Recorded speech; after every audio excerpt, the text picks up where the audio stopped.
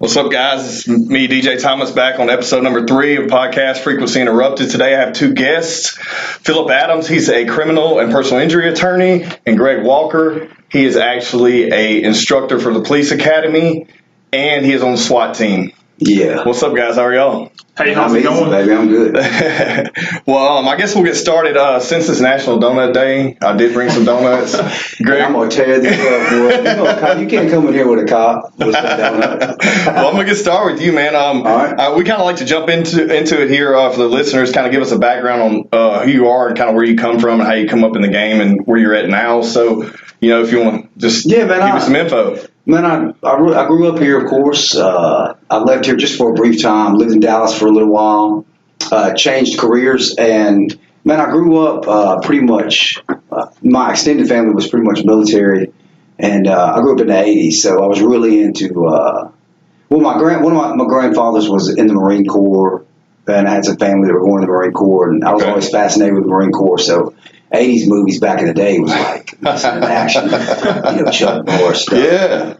Yeah, so I really dug that kind of stuff, and it was kind of romanticized, so I wanted to go in the military, but I didn't go that way. My mom and some folks wanted me to be a pastor, so I kind of went that way. Okay. I didn't know that. Nice. Yeah, got out of college, and I was like, man, this is not for me, so I thought, what else could I do? And about that time, it was around 9/11, or a little bit after, and I thought, man, I just want to give back.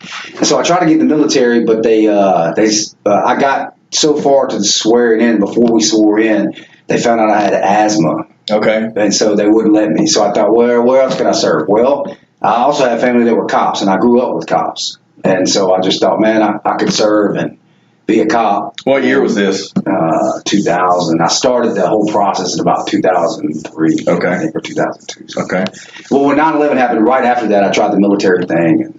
And the recruiter I had was pretty badass. I mean, he got me so far, but he was like, hey, dude, look, if they find out you have asthma, they'll dishonorably discharge you, and you got to get through boot camp. So right. At that time, I don't think I was as strong mentally as I am now. And, man, sometimes I kick myself in the butt because I think I could have made it through. I think I'd been fine. But anyway, fast forward. So I put in everywhere. And so everywhere, Texas, of course, Louisiana. And Shreveport, man, just said, hey, man, we want you. So I just came over, and I thought, man, if I was going to do something on the police force, what would I want to do? And I just thought, man, I want to be a SWAT operator. So that's what I did, dude. So I just... You started out there? You didn't even... No, I started out patrol. Okay, yeah, patrol. I went to the academy, went through patrol, dotted the I's, crossed the T's, worked real hard. And the process for the team was pretty much, you had to do 3 years. You have to do a battery of tests, including psychological, your polygraph stuff, your physical stuff, your shooting, a lot of shooting, then an interview, and then they decide, and then they may not want you or not. And so I did all that work, and I ended up making it. And at the same time, I was in narcotics, and so all that was kind of going at the same time. And I got married at the same time. I mean, it was all kind of a lot of stuff going on. Right, yeah. And so, man, to make a long story short, I really just worked my tail off, and then now I've just recently was transferred to the academy to train. I'm also the training coordinator for the SWAT team. I'm also a team leader of operations, and that's, I love doing what I'm doing, dude. I like blowing shit. You have to do that. I mean, even still to be able to actually go through the motions. A lot of police officers don't, I guess they just do patrol and make it to detective or captain or whatever it is, the rankings, and then retire eventually, right? But everybody has their way. Right. Right. Yeah. So you took a different I never want to be a detective. I didn't care about all that. Right. You're more on the hands-on. Yeah, I want to blow shit up, dude. Yeah. You know what I mean? I know I'm saying that as a defense attorney, but, fun stuff. I just wanted to be, I really just wanted to go after I really wanted to serve the country, but also I really wanted the bad guy.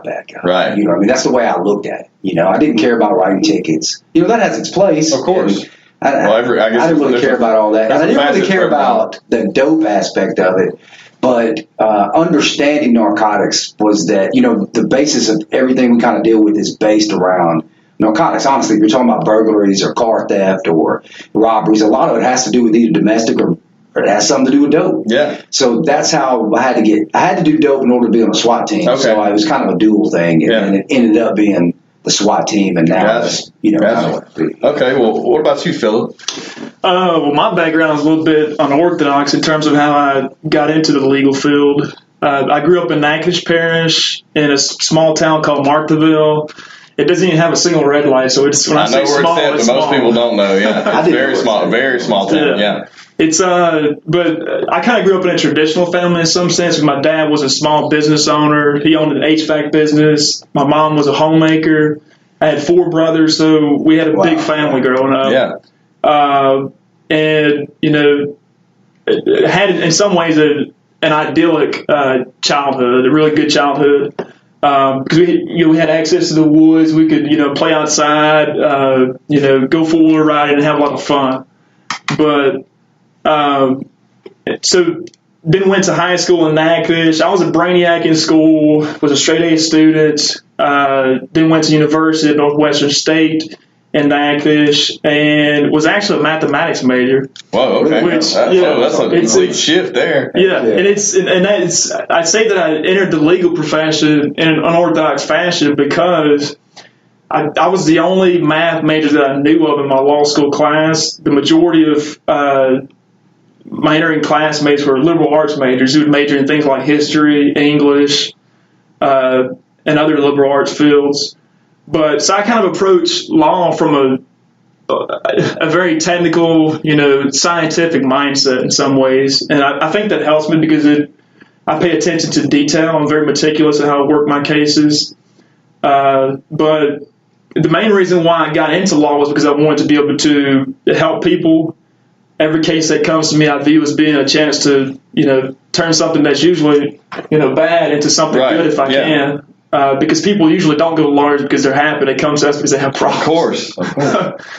But that's kind of how I got into the field of law. And you've already been through. So you actually worked in the court system early on, and then you went to work for a acting, lawyer who already had a practice, and now you're out on your own. You have your own practice now. Yes, I do. So to give you more detail, I went through law school, and while I was in law school, I did clerk with the East Baton Rouge Parish District Attorney's Office. So I worked in a prosecutor's office with probably over 50 prosecutors. I enjoyed doing that. I worked as a special assistant ADA, prosecuting misdemeanors and felonies. So I've been on both sides. Right, that's what I say. So now you're on the other side. So that's interesting. So you can understand both. Yeah. And it's awesome that we got both of you here today because you're both on 2 completely different sides of the system. But it's funny how those paths cross and you can actually work together and stuff. So getting into the meat of it, I actually wanted to talk about what it is and where you come from, the hard work and what pushed you forward and what it is you're doing. And it seems to me that both of you are doing what you're passionate about. And that's kind of what I want to get. I repeat this every podcast to my listeners, but the value, the nuts and bolts of what we're doing here is getting this information out to you guys so you can understand what it is you can do with the energy you have. If you're passionate about what it is you're looking to do, whether it be school, going to college and becoming an attorney, or going into the actual law officer field and working your way up there, whatever it may be, you can do it. And so I mean, man, let's just go. Let's freestyle a little bit, man. I think what is it? How do you guys cross paths in the terms of the system, like where it goes from you taking someone and arresting them to someone seeking an attorney for defense in that aspect?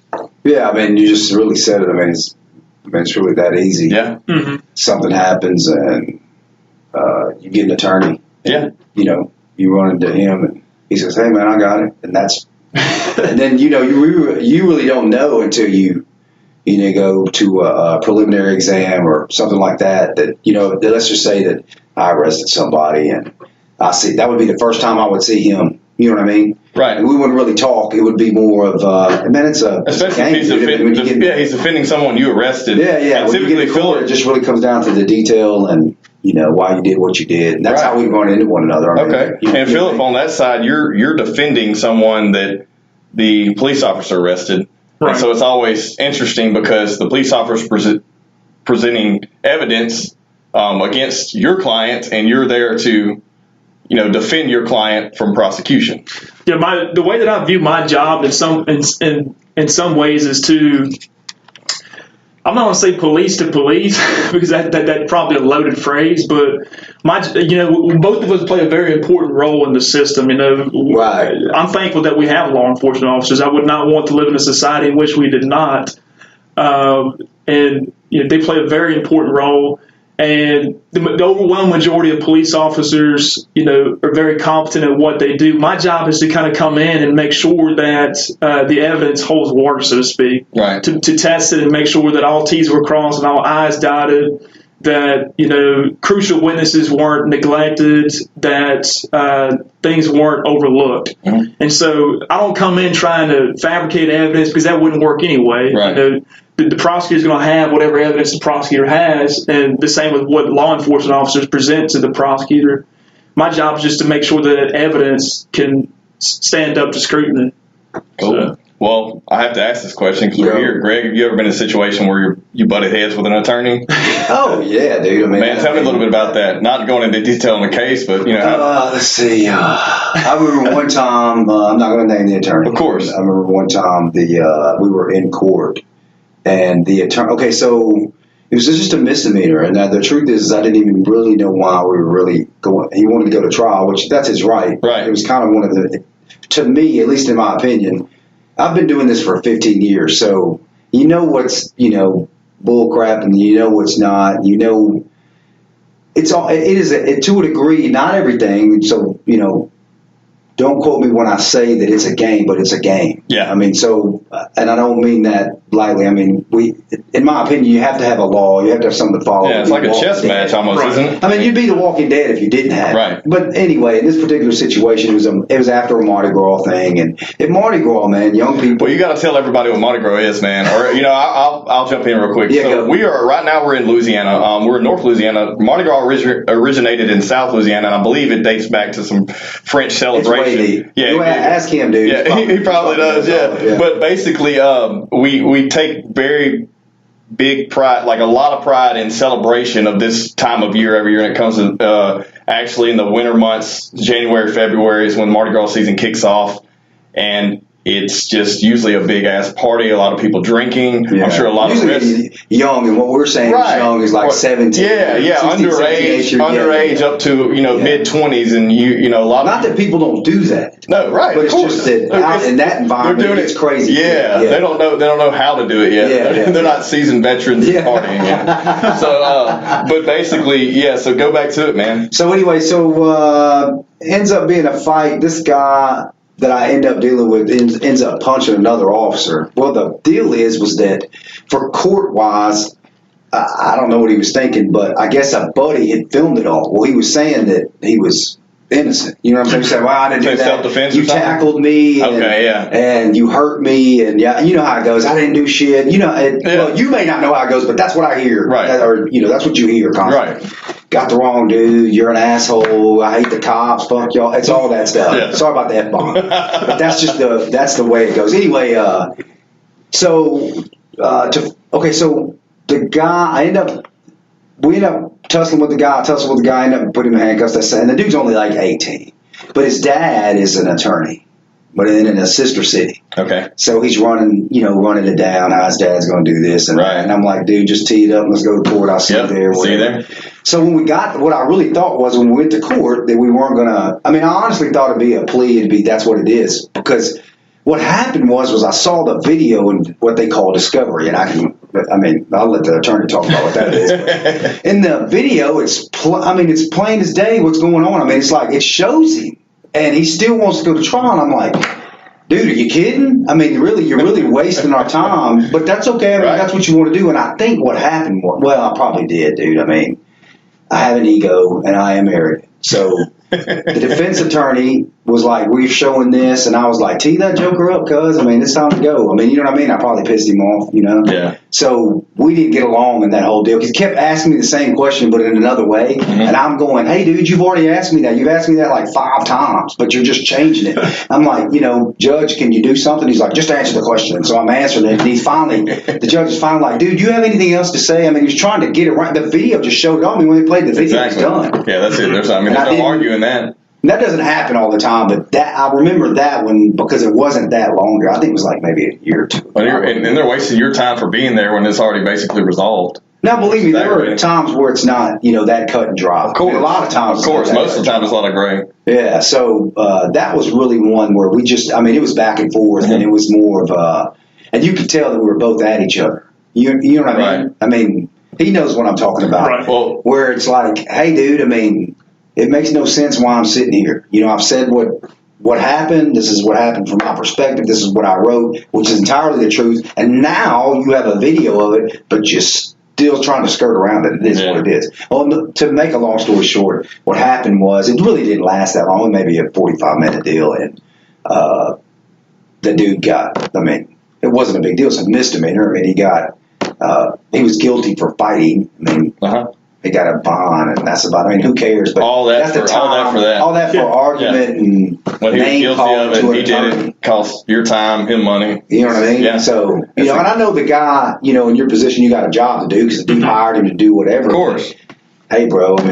Let's make it easier on everyone here. Yeah, that's what I'm saying. What about you, Philip? You got any insight on that? I don't know as much of what you can talk about legally, but from a broad perspective, I'd love to get some insight on your side of the table. Yeah, I'll say that from my end, sometimes we do get clients who we can sit them down, we can go over all the evidence, we can make recommendations as to how we think they should proceed, and they'll still be hard-headed, even in cases in which you've got clear-cut video evidence, and still insist on taking the case to trial. And at that point, we're ethically obligated to try the case on their behalf. Right. It doesn't necessarily mean that we're trying to be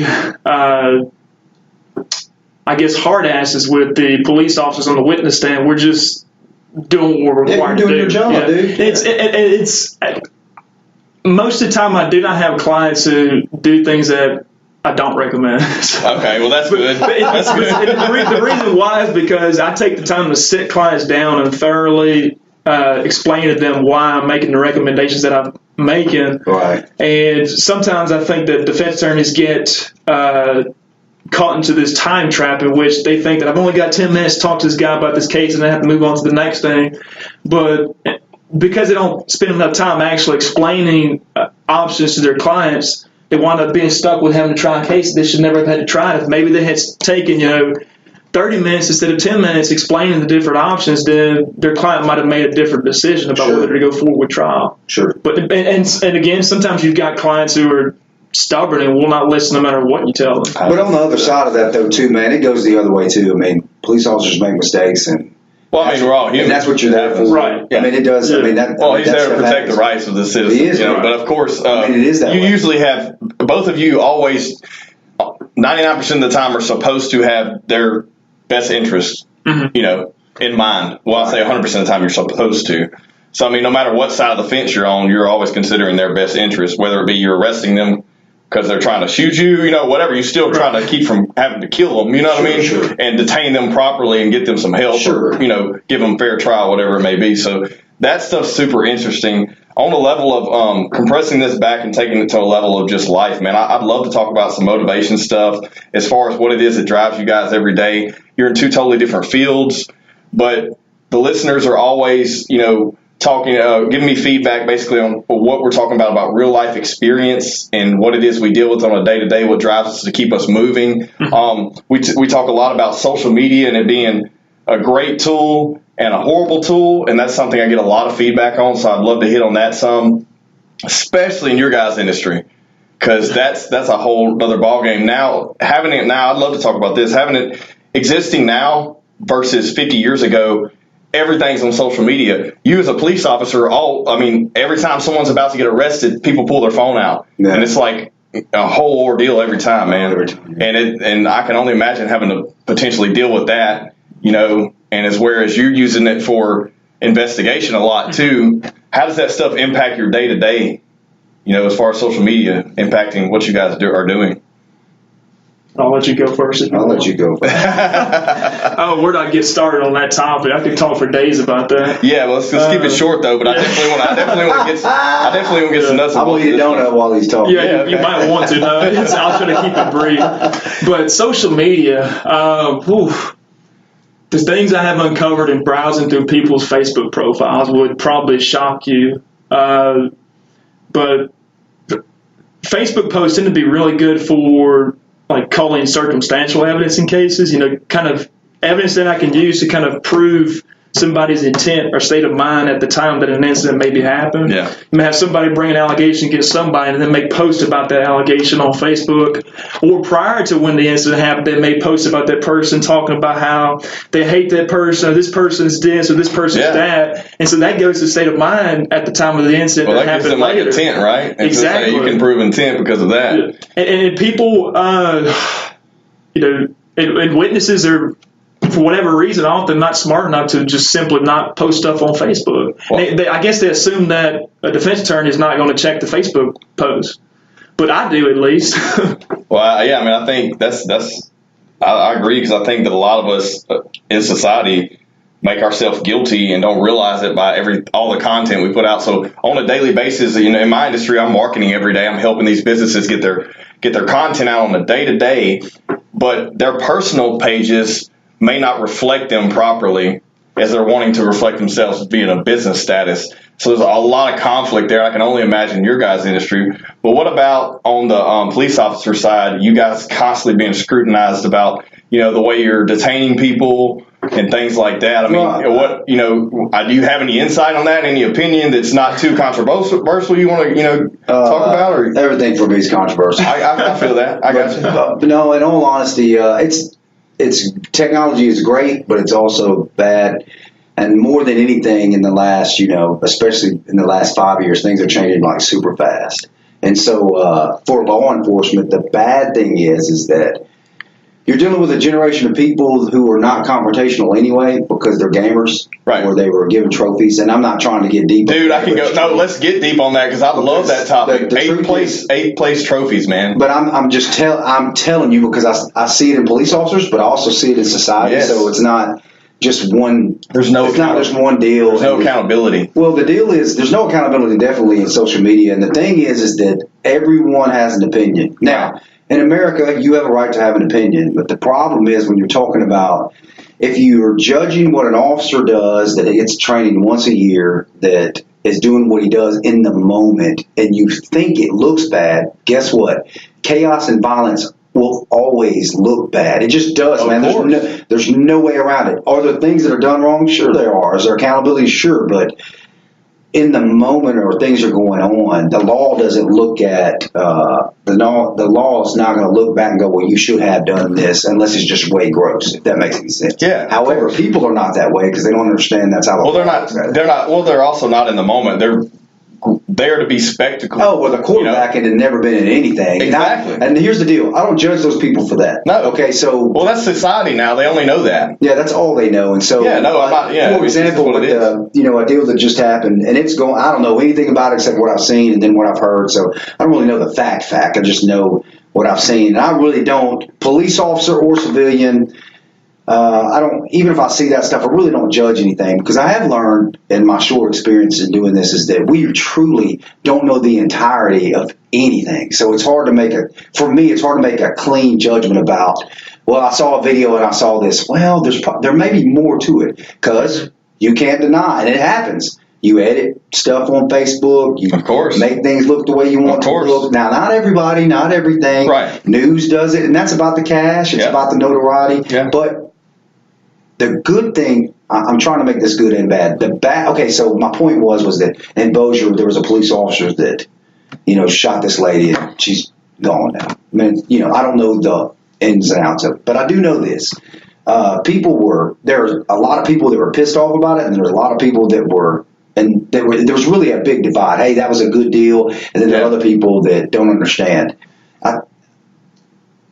The thing with that is that there's no way you're going to understand what that person felt in that moment and what he fell back on in his training. Mm-hmm. And so if the people who are gross, like they have a problem with law enforcement in general, man, I challenge all of them. I really do. Man, go take a course. Go come out and see what it's like. See what it's like to make a split-second decision. When it's life or death. And in all honesty, let's just be honest about cops nationwide. Doesn't matter. They don't. I mean, now this is not. When you take an oath to be accountable. So I'm not trying to take away from their accountability. I'm coming from a human level, and that is that They probably get training once or twice a year, and that comes down to a budget thing.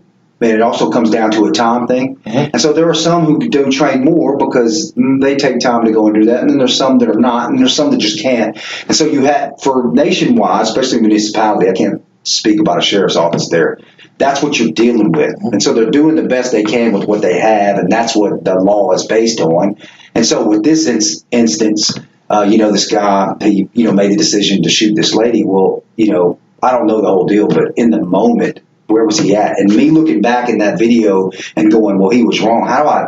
I can't say that. And I'm a cop. I can't say that he was right or wrong because I didn't know what you feel. If you've ever had anyone shoot at you, stab you, cut you, do anything like that, and you have experience in that, you'll know for a fact. And let's not even go that extreme. If you've ever been in a fist fight before, right, in a bar, in a backyard, a lot of people don't relate to that. That you can't understand that split moment. No, you don't. And then you have to live with it forever. Yeah, then that person sits back and quarterbacks it, and it's impulse, and they have to live with it the rest of their life. And that's right. And that's the difference between the person that's quarterbacking it and the person that does it. Now, are they always right? Nope. There are times that, things could have been different. There's no doubt. But are they always wrong? No, dude. No. The majority of police officers or law enforcement that I know, whether you like them or not, they don't go to work to try to kill somebody or hurt somebody.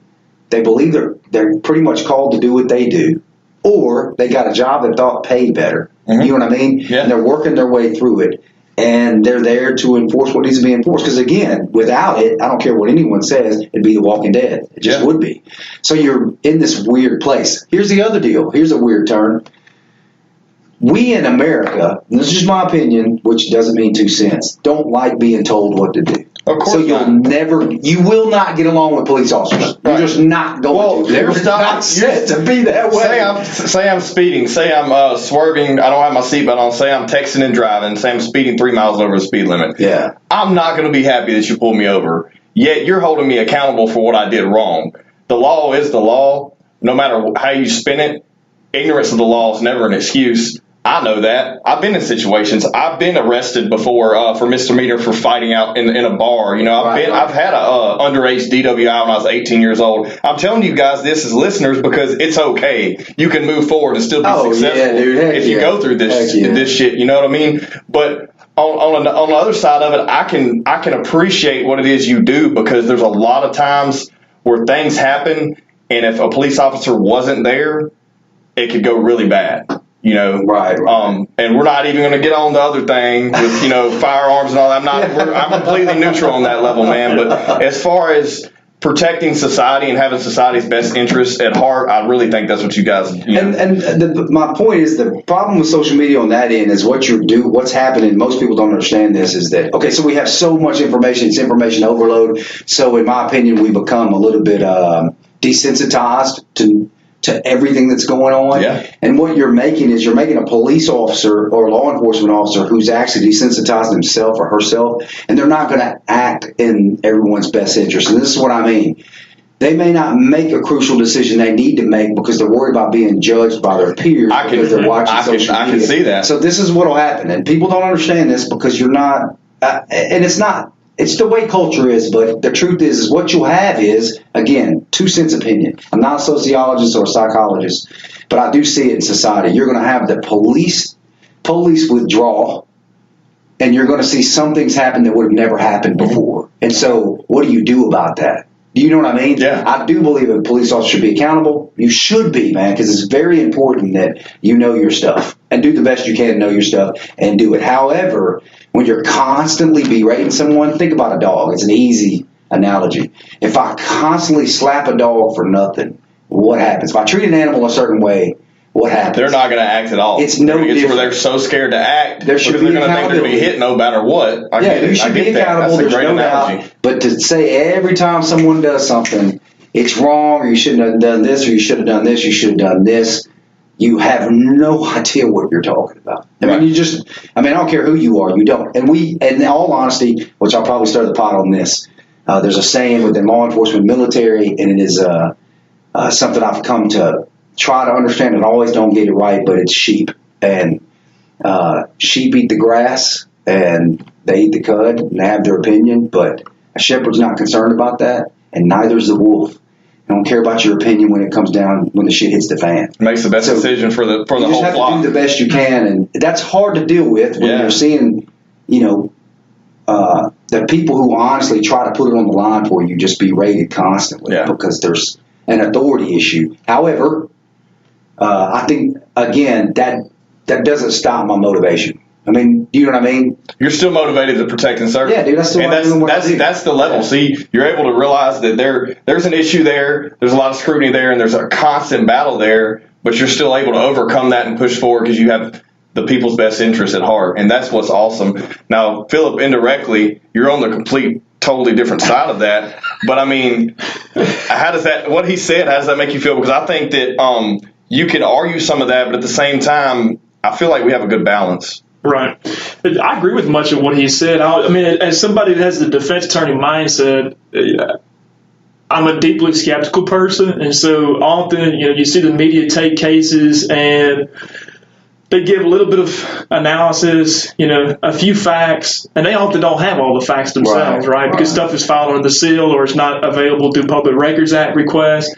And based on a little amount of superficial analysis they've done, the few facts they've obtained, they're willing to jump to conclusions without having the entire picture like he talked about. Right. And so, as a defense attorney, that it irks me to see allegations of police misconduct arise, and the very people who are talking about it the loudest within the media, who don't have access to the full amount of evidence, jumping to conclusions just drives me up the wall. Mm-hmm. Because, in my opinion, you're not entitled to offer an opinion on an issue like that unless you have all the evidence presented before you. Mm-hmm. The reason why we have due process of law, we have juries, we have attorneys, we have court systems, is so that adults, through the form of a jury of your peers, can make an informed decision about guilt or innocence, and not a partial decision or a decision that's superficial, that's biased. And I've represented a couple of police officers in cases who were accused of having done things that they had not done because key witnesses weren't interviewed or evidence was left out that should have been examined. Sure. So I think that the very fact that we have a media culture that now hypes up or is willing to jump the gun on allegations of police misconduct, to me, is all the more proof as to why we have to have a legal system. But people try to have due process of law, because without that, we would have vigilante justice, we would have lynch mob justice. Honestly, that's human nature. People want to jump to conclusions and make assumptions about and they love it. They love they love the attention. I want to go back. I don't want to get deep in the weeds as far as what it is. Getting deep. No, I mean that's fine. Deep is good. But from a perspective of broad relation, it's great to see you guys back and forth because you are two totally different sides of the fence, but working together to get some good content out there. What I want to get into something real quick is we goes back to accountability, just like you said as a police officer, Greg, and then Philip, you as an attorney, you have to hold people accountable. Mm-hmm. And so do you, Greg. It's just two different ways of holding them accountable. Yeah. But in your guys' industries, I know there's always controversy and stuff. I wanted to go into something real quick today that happened that was completely off cuff. I didn't know I was going to talk about, but I do marketing for a living. I manage social medias for businesses. I love what I do. It's a gift and a curse because there's always a negative side to anything you do online, because people are always going to try to find the negative. In my job on a daily basis, I have to try to find the negative so I can overcome that. And I have to try to find the negative before we even do anything, because I know if we put out content, I better make damn sure that nothing I put out can get any kind of controversy back. And that's really hard because 50 years ago, you couldn't do that. Right. You couldn't judge what your end user was going to think, because it's something created, and you don't get the feedback back for 6 months if you're running TV or radio or anything like that. But by the time it reaches the masses, you're like, oh shit, okay, we should have done this, we should have done this better. So I'm extremely thorough whenever we generate content. But going back to that, I was on social media today, and I don't know if you guys saw the post yet, but I'll go ahead and tell you what happened. I was sitting at lunch real quick for a meeting, getting ready for another meeting about an hour later, and I saw a post where someone was complaining there was trash on the side of the road on 3132, which is a loop here outside of the metro of Freeport. And what it was I saw something generated, like someone generated a post where it looked like they spent time to make the post to make fun of how trashy the side of the road was. Then I also saw multiple posts where people said, I can't believe how polluted this area is.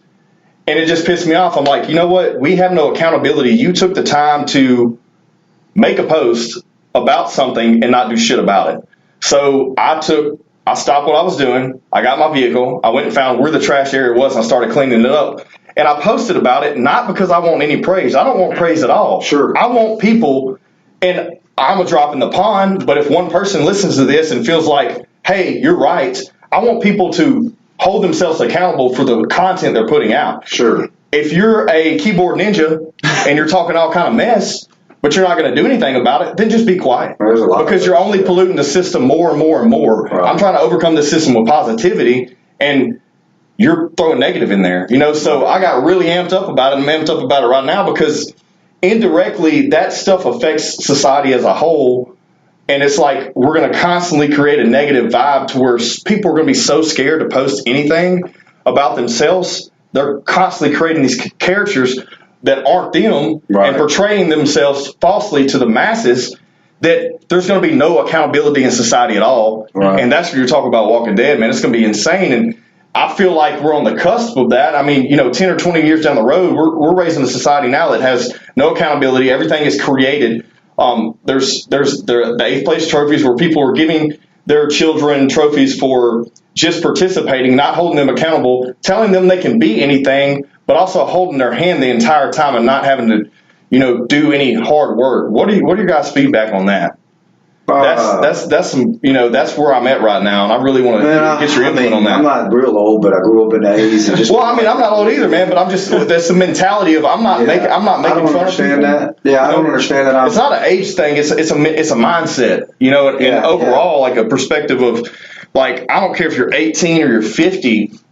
If you're in the mindset that if you're going to just put false information out there or you're going to get rich quick, it's not going to happen. You're the deal is, man, it is a little bit of difference in age. And this is what I mean is that when you came up in a time period when there was rotodial, I don't know if your listeners know what a rotodial is, but you pick up the phone and go. Yeah, I remember that. I vaguely remember that, yeah. You have to wait for the phone to actually get through dialing and then actually ring. Back then, there was nothing that was, I'm not saying I walked through snow or anything, don't get me wrong, but you had to earn everything. I was working when I was 12 years old, 13 years old. Same here, 13. And, it was just, that's the way it was. I was never taught about anything being necessarily easy. And I had support where a lot of people didn't, but I was still made to do things that I didn't like and that I had to overcome and do. And I did that most of my entire life. There was not, so I guess my point is that I have children, and that's the way I teach them as well. I don't, there are times that you hold hands, and then there's times you just don't. And even when you want to, because it's the best thing for them, because life's not fair. It's just the way it is. Life doesn't care about your ethnicity or who you choose to date. You are exactly right. Neither does marketing, neither does social media. It doesn't care. It's gonna continue to move forward no matter what decision or post you make. It doesn't, man. Because it's technology and it's inevitable. It's here. The one thing I do have to say about that is, you have to limit the like you see these kids that I don't even care. Come at me if you hear this, but you see these kids that they go to dinner. When I used to go to dinner as a kid, and this was 22 years ago. Okay, we sit down at the table. We didn't have phones to play on to occupy ourselves. We were self-disciplined or disciplined by our parents to where we couldn't jump around, act crazy, run around the restaurant. But now you have these people who are just handing their children devices. And that's something, to keep them at bay, and there's no discipline there. It's already no accountability is what I'm getting at. Sure. But at the same aspect, they do need to have access to these things because in 10 years, these things are going to rule the world. And when I say these things, I mean mobile devices, phones, whatever they evolve into VR in the next 5 years. They need to know how to operate these things, and they need to know how to use them in society. But becoming completely engulfed in them, I feel like may be somewhat of a, problem, as a kid and moving up and growing into society. Philip, I have a question for you. So I'm correct, I think. You have a twin brother, right? I do, fraternal twin. And so what does he do as a profession? He is a construction worker. So you were talking about the Marine Corps earlier. He was actually in the Marine Corps. He served in Afghanistan. He was Iron Man in his battalion, so that's pretty cool. yeah, out of 1,200 Marines. What does that mean? What does that mean?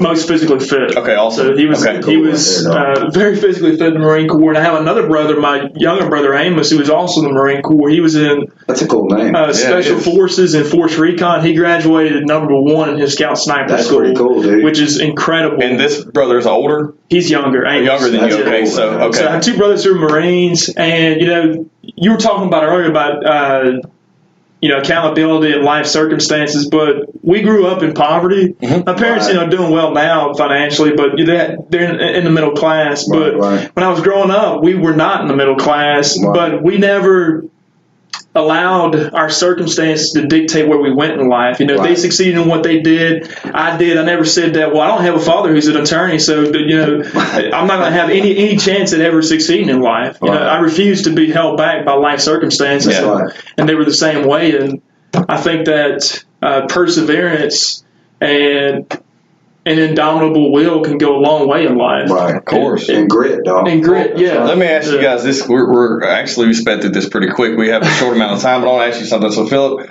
on that point, what age do you think you knew you wanted to be an attorney? Was it later in life, or do you think you just were different? Because I feel like the way you grew up, didn't push that. Your two other brothers were in the military. Your dad was a blue collar worker who was an entrepreneur in his, area, which basically you said was HVAC. Yeah. Okay, so when did you decide, or when did you think you wanted to do this? Well, that's an interesting question. I didn't decide to go into the legal profession until later in life. So I actually, I went to university, majored in mathematics. I was a brainiac in school, straight A student. I actually wanted to pursue a PhD in mathematics and do research. Well, then I want to deep root that. So before we get too far on that, when did you decide that you wanted to go to college and do something besides what everyone else was doing around you is what I'm getting at. We don't have to go in the roots. Yeah. You know what I mean? So probably when I was in high school. Okay, so you were in high school. Yeah. Were you different? Did you have a lot of friends? Were you on the side of like the nerdy side? I was on both sides at one point between middle school and high school, so I can say this. I feel like I won't get persecuted for it. Yeah. Were you on more of the nerdy, book smart side, or were you the athletic? Or were you kind of in between? I was probably in the middle. I was nerdy in high school, introverted. I still am introverted, believe it or not, as a trial attorney, which is probably it seems paradoxical in some ways, but I also was still popular in school because people would come to me for help with homework. Yeah. So that's the guy I want to talk to about I should homework. have came to you. It took me 9 years to get out of college. You're right. We're exactly the opposite. I'm like, Yeah, see, that's what I'm saying. But hey, It took me like for a 4-year degree, 9 years, and you got MIT sitting right beside dude, but it's great because we cohesively can blend, man. And the thing is, like, well, what about you, Greg? So, you. What do you mean? what High age? school? What age? No, what age? I mean, high school too. But what age did you even decide? Did you grow up saying, "Hey"? You said we went back to military, so that mindset. Yeah. What age did you knew that you wanted to serve your country? Oh, dude, I've been 7 or 8. Okay, so that's when you developed that. And you were like, I'm doing this, and then when you got. But I was a straight nerd, dog. There was nothing about me in school. Hey, I was a nerd too, man, which is crazy because we've all created nerd. Yeah, dude. I was even a cheerleader for just a small bit. What? Yeah, I mean a small bit, but my parents didn't have a lot of money either, so they couldn't really afford all that, and but I didn't. I didn't go do that, but I mean, I'm telling you, I was a nerd in high school, dude. Well, that's good to hear. I mean, I was too. I don't know. What was your grade point average, Philip, when you graduated? High school? Yeah. 4.0. 4.0. What was yours, Greg? I was at least a 2.3. But you were a nerd. Yeah, I was a straight 2.3. But you were a nerd with. I was a straight nerd. Okay, but you were a nerd with just no books. You wasn't on the books. Man. Okay. I was a grunt, man. I've just always been that way. But I'm cool with that. I mean, yeah. I'm okay. Well, that's cool, man. I always had to work hard. Not that you didn't work hard. I don't mean that. But I always had to do more than others to do well in school. So you say nerd? Probably not a nerd. More like you were just in the mix. Well, I remember my freshman year of high school, I was like a class favorite. But then after that, I'd kind of go on the religious route. So I really wasn't one of those people that were, wasn't hanging out at parties. Okay, so you weren't popular. Yeah, I wasn't a popular guy after my freshman year, that kind of deal. You know what I mean? Yeah. I just kind of was, I liked everybody, but I wasn't really associated with anything. Now, sports, I was, I do sports stuff, but I wasn't that guy that when I was Did you do sports because you thought it would get you girls, or you do sports? I did sports because I enjoyed competing. Okay, because there's always there's two levels, man. I did sports to get the girls. I didn't really care that much about it until later on in life when I wanted to get in boxing and MMA and stuff. But I graduated with a 3.8. And That's I think, awesome, but I think I'm not bragging at all. I think I very easily could have achieved a 4.0, but I wanted to be just a little cool. I didn't want to be hardcore nerd 4.0 because I still had the social status to obtain, which is messed up. So I was already conforming to society early. Like, I feel like I've had to shift in the past 2 years to get back on my own and be original because I started conforming that early because I was already worried about what people thought about me. And, man, there's a lot of people out there that think that way. They're not doing what they want to do, but they truly they're truly passionate about. Live that way, man. Dude, no one wants to live that way. And that's one thing that this episode, this podcast is so much about is, man, no matter what it is you want to do, go do it. Yeah, dude. I don't give a damn if you're scared or not. It's just like kissing the girl for the first time, man. You were scared to do it. Once you did it, it was over with. Right. And if you're homosexual, kissing the guy, whatever, man. We don't care. I don't care, man. We all have passion. I don't care whether it's you want to start your own clothing line, you want to be a contractor, you want to be an attorney, you want to be a police officer, you want to be in marketing. We all know. I feel like by the time you get in high school, no matter what, you have a kind of an inkling or idea. That's right, yeah. I mean, you may not know exactly what you want to do, but you know what your passion is by then. Mm-hmm. You know what drives you, what makes you want to get up in the morning, what you're excited about, what TV shows you watch, or what on-demand TV you watch now, what podcasts, radios you listen to, what kind of music. That stuff all blends together and kind of drives you. And I feel like people already know what that is, but they lie to themselves because they're so worried about conforming to what other people's opinions are. Sure. That it holds family them back. stuff. Dude, family's a whole other ball game. So, yeah. We're related distantly, Greg and I, and it's like we have some of the same background and how we come up, but that drove us to make it who we are. But I can honestly say, I think on my side, I'm the only person that actually went to college on my side of the family, and it's not because I gave a damn about what anyone else thought. I just knew that I could overcome where I'm from and not be that. Well, that was the same way for my sister and I. I mean, we were the only ones on our side. See, that's what I'm saying. It's like because you knew that you could overcome what everyone's opinion was, and that's been the constant uphill battle for me. I will say this: my sister's way smarter than me. I mean, she's almost got her doctorate. Yeah, but that's pretty awesome. What does she do? She's a counselor. Okay. Yeah. Awesome. Well, I mean, and it goes back to you don't even have to. We have 3 people here that have attended college, and no matter how long it took them, they graduated. You don't even have to do that. We're in a society now where you grew up 20 years ago. That was instilled. 10 years ago, that was instilled in your head. Go to high school, make good grades, then you got to go to college. Right. You don't have to anymore. That's right. GOOGLE will teach you more than most college courses will. That's right. Google, man. I mean, it's the information is all there. The infrastructure's there in your hand. So if you can just think with passion and lead to what you're trying to do, I think you can get forward with that. Well, man, any last thoughts, man? I think we have 2 or 3 more minutes. Anything you guys want to throw in on that? What I just said, or? I'll let you go first if you want to. Hey, man, go for it. No, I went. He went first last time. I'll go. Okay. Man, if you're listening, I can't agree more. Do what you're passionate about. Whatever catches your hair on fire, go with it. Don't be afraid to trip and fall. There's plenty of those. And the best thing to do, I mean, you just got to get up and do it, man. I mean, I didn't get where I'm at just by, getting slapped in the face. And believe me, there's a lot of slaps in the face. But, dude, I mean, who cares if you're passionate about it? Just go after it, I mean, and do it. I mean, honestly, do it no matter what. Family can't tell you that. Friends can't tell you that. Only you can. Don't look back when you're, my age, 47 years old, and go, well, damn, dude, I didn't, I should have done this. You know what I'm saying? Yeah, but you're still young. That's what's great about what we're doing now, man. But you just got to put it to the grindstone, man. Yeah. Just, be willing to sacrifice whatever it takes to sacrifice and get out there and do it. And no one is going to give you anything. You may get a break. Yep. You may get a break. There's no doubt. But, man, that's because you worked hard to get the break, or it was just good timing. Yeah, if you think you're going to wake up and have 1 million followers, or you think you're going to wake up and get that promotion, or you think you're going to wake up and just magically achieve or graduate or just wake up one day and just get that dream job, it don't work that way. No, if you think that you're going to go to Starbucks and wear a man bun and think you're going to make $1 million, there may be 1 or 2 people in America that do that, but that ain't going to No, it don't work that way, man. It's hard work and effort. You got to put it in, man. Philip, you got any last thoughts on that? Yeah, I'll second what he said. I think it's important for people to be authentic to society and to community, but also to themselves, because you can't be authentic to society if you're not authentic to yourself. I agree. You got to understand, what you're about. Know your worth. Yeah. Create your own roadshow. Your highs, your lows, your joys, your sadness. That's you. That's what life is all about. It's about experience. It's about having fun along the journey, and it's important to not lose sight of that. So yeah. How many people do we know that maybe it'd be parents, aunts, uncles, grandparents?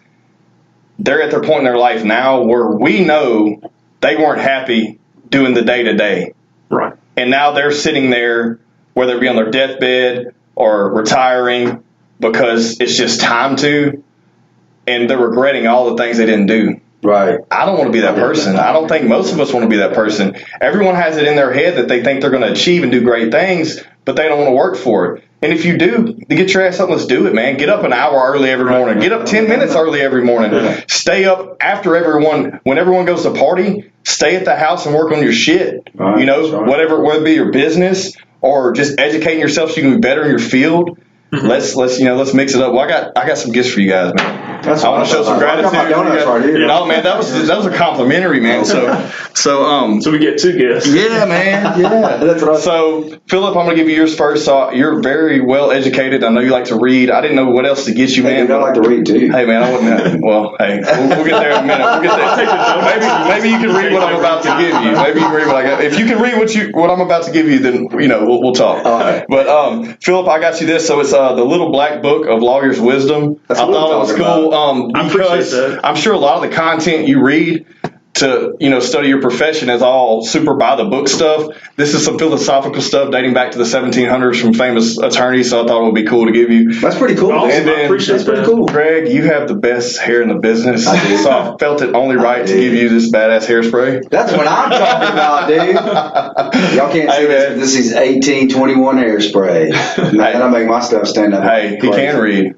That's right, man. That's right, dude. Well, it was great to have you guys on today. I appreciate it. Thank you.